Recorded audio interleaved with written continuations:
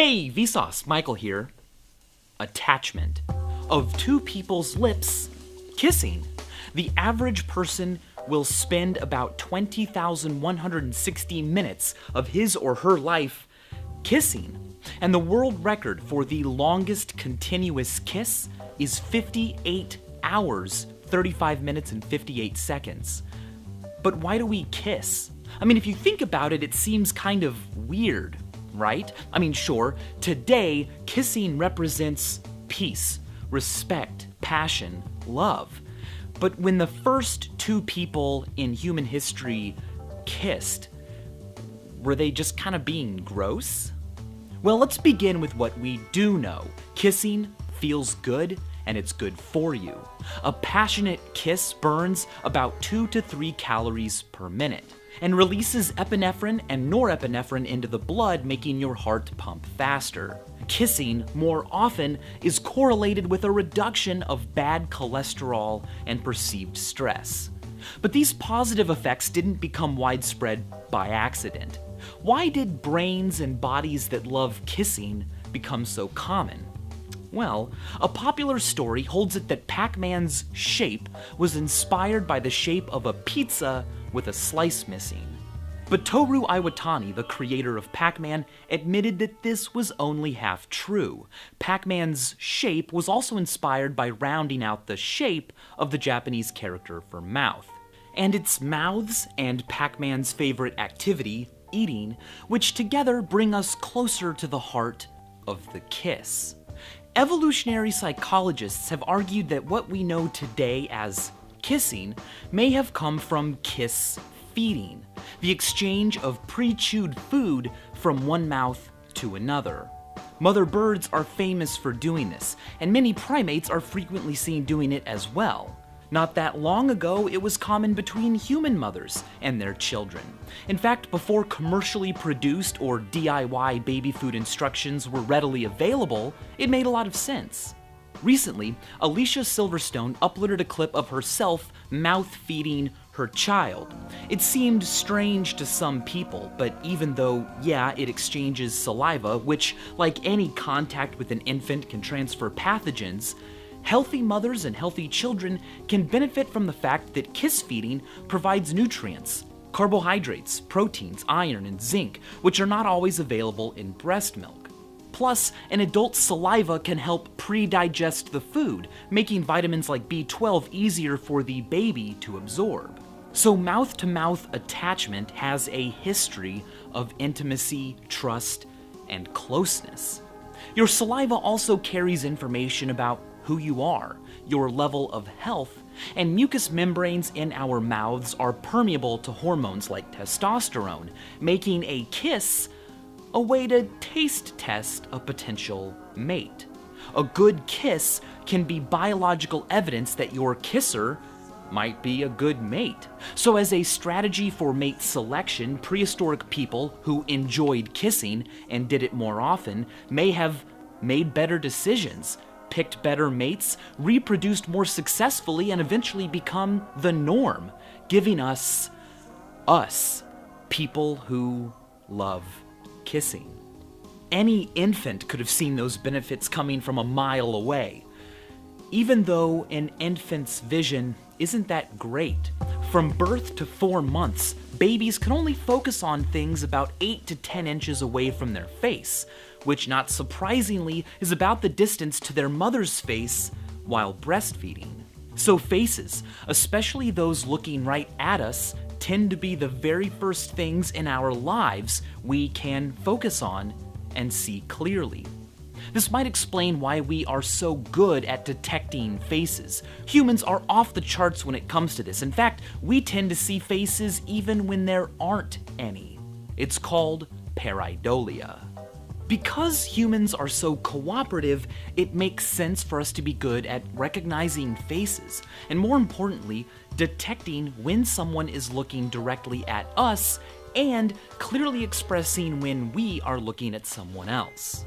A predator who lives by not being seen needs a gaze that's less obvious. In fact, research has shown that our surprisingly white scleras, The area that borders the iris isn't just an accident, but is a vital piece of human eye morphology that makes it easier for us to ascertain the direction of someone else's gaze at a glance.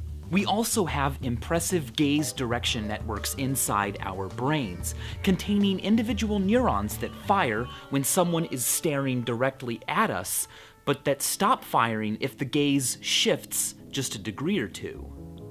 So yeah, you can tell when you are being watched. We humans are quite sensitive to it, even those of us with scopophobia, the fear of being stared at.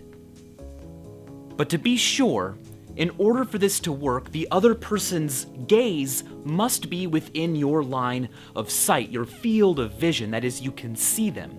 Otherwise, if the stare is coming, say, from behind, there is no evidence that people can tell they are being watched. The psychic staring effect falls within the realm of pseudoscience. No widely accepted studies have ever found evidence that it exists.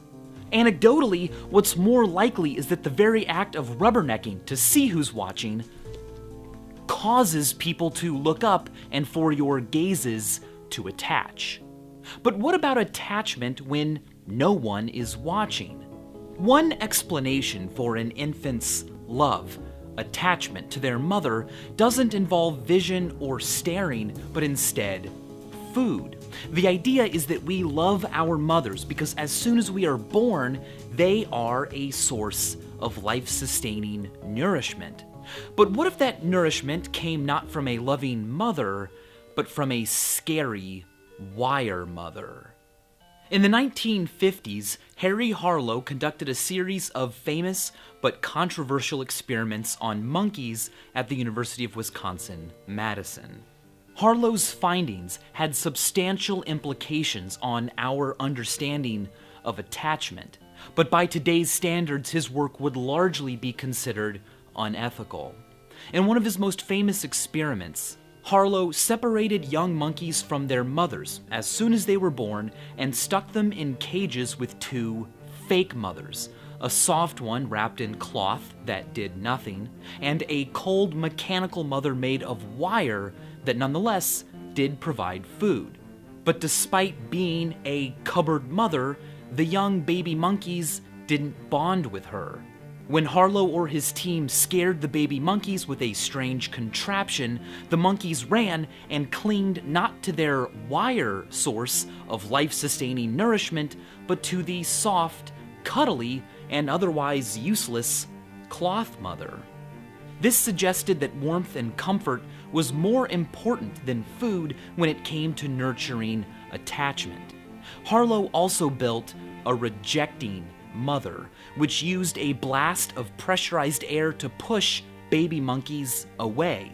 But instead of finding another source of comfort, these monkeys clung even tighter at all times than monkeys raised without rejecting mothers. And this is what blows my mind. The instinct for warmth and comfort in newborn creatures is so strong, it not only resists attempts to frustrate it, but is paradoxically strengthened by it.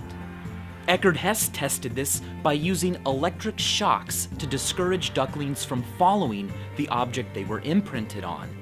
But it only strengthened the behavior and made them follow more closely than ever before. The fact that a wire mother, or a rejecting mother, or receiving electric shocks for attaching to your mother would cause more attachment, more love, more dependence, seems like a paradox. But paradoxes can teach us. As Oscar Wilde put it, a paradox is the truth standing on its head to attract attention. And what gets our attention here is the effect uncertainty can have. In 1955, A.E. Fisher conducted an experiment on puppies. His team separated puppies into 3 groups. Members of the first group were treated kindly every time they approached a researcher. Members of the second group were punished for approaching the researchers, and puppies in the third group were randomly treated kindly or punished. They grew up never knowing what to expect. Their world was not a world of kindness or punishment, but rather one of uncertainty. What's really chilling is that the study found that that group, the third group of puppies, wound up being the most attached to the researchers. The third group loved the researchers the strongest and was the most dependent upon them. Guy Murchie called this the polarity principle. Stress, including the mental stress of uncertainty, is an ingredient in attachment or love, and perhaps even manifestations of hatred, its polar opposite, somehow enhance love. Uncertainty psychologically can lead to some of the greatest feelings of attachment and dependence. Good things and bad things in our lives often seem random and out of our control, so it's no surprise that we often react with blind love and acceptance in the face of an unfair existence, because what else are we supposed to do? We are that third group of puppies. But investigating uncertainty, conquering it so as to make the best decisions possible, is advantageous. So over time, life has favored activities that turn uncertainty into knowledge. Not every person out there is the best mate for you. But if it didn't matter which one you picked, a kiss, a taste test, wouldn't be necessary, and it wouldn't need to feel so good or bring us so much pleasure. So go out there and kiss someone today. And as always, thanks for watching.